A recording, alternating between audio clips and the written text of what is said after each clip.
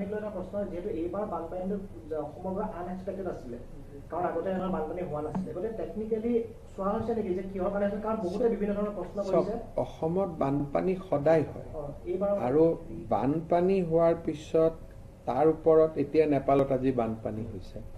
এতিয়া এইটোতো criminal action নহয় যে তাত এটা CBI ইনকুৱাৰী হ'ব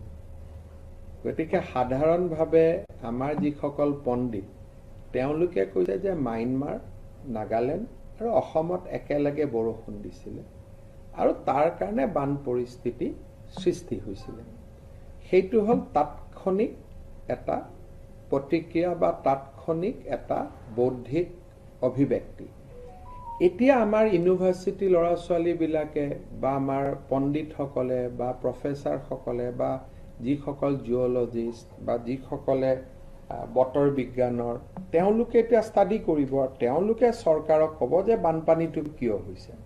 এতিয়া আমি ৰাজনীতি কৰা মানুহবিলাকে যদি ক'ব যাওঁ বানপানী কিয় হৈছে পঢ়ি থৈছোঁ পলিটিকেল চায়েন্স আৰু আমি ক'ম বানপানী কিয় হৈছে দুটাটো নিমিলিব গতিকে তাৎক্ষণিক যিখিনি আমাক প্ৰতিবেদন দিছে যে মেট্ৰলজিকেল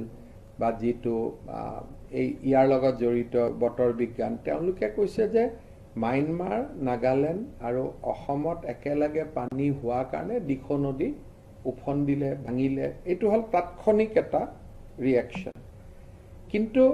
তাৎক্ষণিক ঘটনাটোৰ পিছফালে আৰু কিবা আছে নেকি এইটো কোনে জানিব এইটো জানিব যিসকলে এই বিষয়ত অধ্যয়ন কৰে চৰ্চা কৰে গতিকে বানপানী হোৱাৰ পিছত এতিয়া একাডেমিচিয়ানসকলে তাত যাব চাব তেওঁলোকে এটা সাইন্টিফিক প্ৰতিবেদন দিব যে এইটো কাৰণে বানপানীটো হৈছিল আপোনালোকে ইয়াৰ ভৱিষ্যতে এইখিনি কাম আপোনালোকে কৰক যাতে আৰু বানপানী নহয় এইটো এটা প্ৰক্ৰিয়া সো এই প্ৰক্ৰিয়াটো যেতিয়ালৈকে সম্পূৰ্ণ নহয় তেতিয়ালৈকে ইয়াৰ একেবাৰে একাডেমিক যিটো একেবাৰে